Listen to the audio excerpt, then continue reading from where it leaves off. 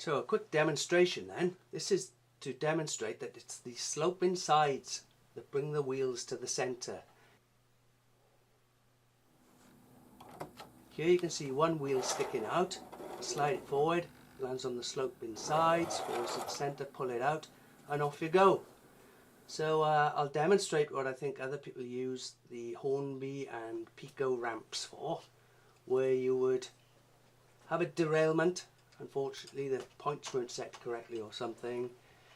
You put the Hornby ramp in front of the train, if I'm right. You pull the whole train, the loco and the coaches forward, up onto the ramp,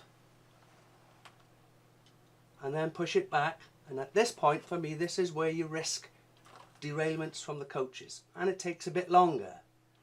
So with the new tool I'm trying to get over to people, unless I've got something wrong, I think it's much quicker. Because here's a derailed train.